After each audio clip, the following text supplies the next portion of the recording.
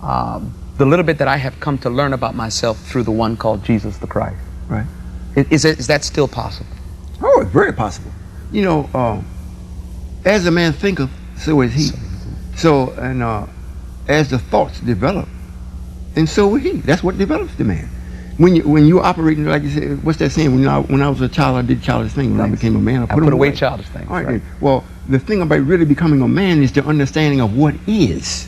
A lot of people don't like to say Allah or God. They talk about the is. Right. You know, and whatever it is, it's got to be an author of it. Right. But if they just stick with the is, they can make it. You know, they don't have to say Allah. They don't have to say Jesus. They don't have to say God. They don't have to put no person to it. You know, the formula is already laid out. If you work it, it'll work for you the same way it works for the author of it. So until we learn, arrive to that kind of plateau, we put a person's name to it, so it gives us an aim. You know, like I used to, like I said, I worked on a farm, and I used to pride myself in making a straight row. Well, how I would do it, I would pick a tree at the end of the field, right, and I would drive straight for that tree, and I had the marker down. So when I got to the other end, I pulled the marker and turned it, now I got a marker to go down. That's when I first getting started. I got to pick up something to make it, so, and then building, I think they call it a plumb line. Right. So doing that, it makes you grow into things that is greater and greater and greater, and you don't put no person to it. Now, until then, like I said, the tree was the person, so to say, or the object. While you're growing, while you're trying to get straight, while you're in the process, you put Jesus there. You're going towards it. After you get there, I finally got there to the tree. Now what am I gonna do? I got to turn around and go back the mark that I made. I still got something to follow, but now it's not a tree. Right. It's just a line. Right. It ain't a person. Right. It's not an object, so to say. It's something that I did that I'm following. Right. You see? So when you really evolve to where you're supposed to be, you won't look at me. It won't be needed. You won't look at Jesus. It won't be needed. You do that while you aren't making the journey. So will Christians be able to make the turn? Oh, absolutely. Absolutely. This is why, you know, it says in the Bible about, you know, returning to your first love. Right. Right. You know, it didn't say return to Jesus. Right. You know, it says know the truth, and the truth shall make you free. Right. It didn't say know Jesus. Right. But you won't know the truth until you put Jesus up and go follow it until you get to it. Then you get to it and say, oh, or you get to what Jesus is pointing to, which is me. He said, oh, I made it. I can go now. I don't need Jesus. I was royal for a while and I see what he's doing. I got it. I really don't even need him anymore, but I do need the system that he operates in. I remember reading in Deuteronomy, I think I shared this with you before, that when God sends his messenger, his prophet, he sends him in the likeness of the people. Right.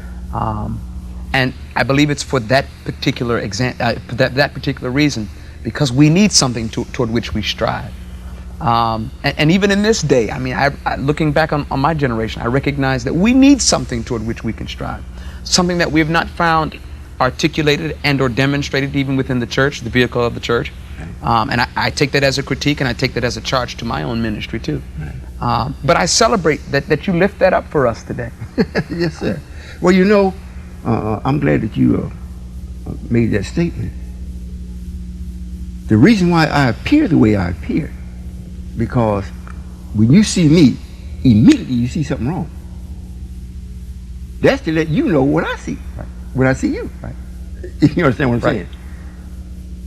When I see you, I'm looking at the God. Right. But there's something wrong.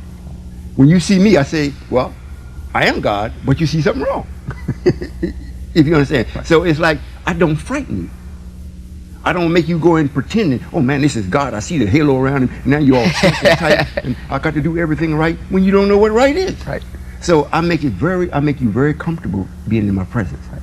And I did go with a sister that she called herself having my best interest in mind and her heart.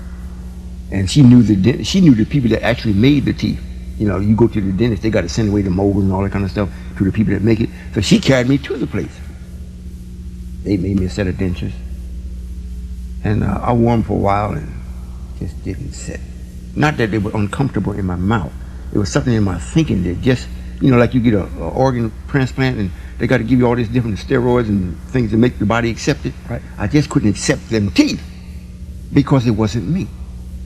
I said, I'll do without them. And I saw one of the scientists came and we were talking. He said, well, what you do with your teeth? I said, they're in the jar. He said, well, we already knew you wasn't going to accept that. I said, well, yeah. I said, well, why is that? He said, because it's not you. Everything about me, like you, I don't wear no watches, no rings, right.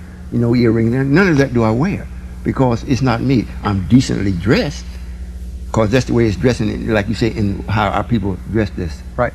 The likeness. Yes, sir. Right, the likeness part. However, this will change after the level of intelligence has been elevated.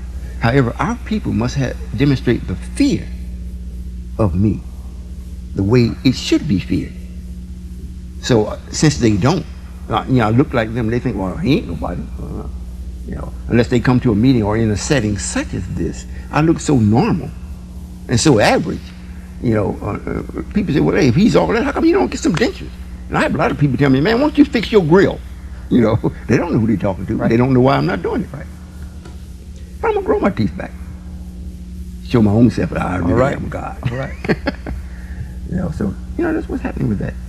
The interesting thing that I find too. May I say something? Sure, go ahead. Because this is very important. I'm not asking no preacher, minister, or whatever they call us, the man of the cloth, to come and be with me because I want you to be with me. If you have a congregation, you need to know what to teach them. Most of them know this, and because they think they have to immediately start teaching what I'm saying without understanding, they're going to lose their parishioners. Right. Not that way. I will set up a class to teach you how to teach your people. It's not necessary that everybody see me. That's not necessary. Right. That would be like, if that was so, I'd be like, self-aggrandizing. I'm the man. You look at me. That's not what's happening here. If a young brother like you, handsome, you want to be yourself. You want to extend yourself to others so that they will learn, from the Word of God and see how it really becomes real. And they talking about you serve a living God. Well, that can be true. It can't be true if you're doing it in a mystical sense. You're fooling yourself. So if the ministers or preachers are taught